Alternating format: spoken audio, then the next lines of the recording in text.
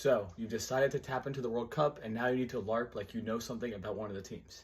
If you wanted to impress people on your knowledge, let's talk about one of the smallest nations in the tournament, and that is Curaçao. So let me ask, what do you know about Curaçao's men's national team? Curaçao first had a national team established in 1924. Their first match as this team came against Aruba, which they won in Curaçao up 4-0. In 1953, some actual constitutional change in the Netherlands affected both football and these nations. So Curaçao was joined into a thing called the Netherlands Antilles, which was established as a country within the Kingdom of the Netherlands. This included Curaçao, Aruba, Bonaire, which are the ABC Islands, and then Saba, St. Eustatius, and St. Martin.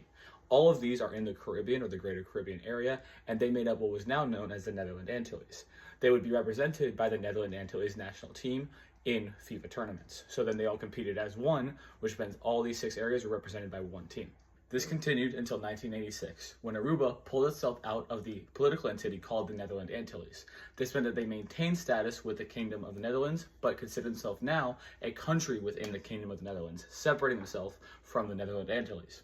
And then we make a big jump to 2010, when both Curaçao and St. Martin established themselves in the same status as Aruba, which is countries within the Kingdom of the Netherlands, meaning they have their own governance and things like that. So this means that there was now a national team for Curaçao, both for Curaçao and St. Martin, because Saba, St. Eustatius, and Bonaire all chose to fully incorporate themselves with the Netherlands. So now Curaçao inherited the history of the Netherlands Antilles team. This also happened with Serbia and Yugoslavia, and then Russia and the Soviet Union, meaning all these nations that still exist inherited the history of those older nations when it came to football and football stats. And then in 2011, Curaçao would make its debut as its own nation on the FIFA stage.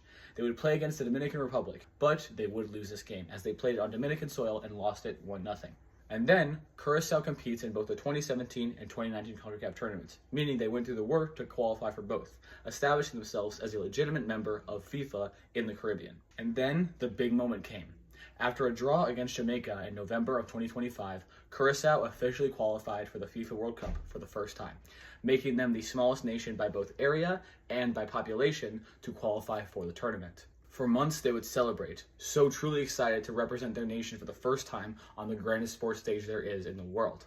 They established themselves as the Blue Wave, a powerful symbolism that shows that they will wash their way into the World Cup and show off what it means to be part of Curaçao. They made their official debut on the World Cup stage on June 14th, 2026, against Germany, one of football's most important and prominent juggernauts worldwide. They fell 1-0 at the start of the game, but would rally back. They would score a goal to tie it against Germany, one of the strongest nations there is in football, for the first time ever. The arena exploded. Curaçao could not believe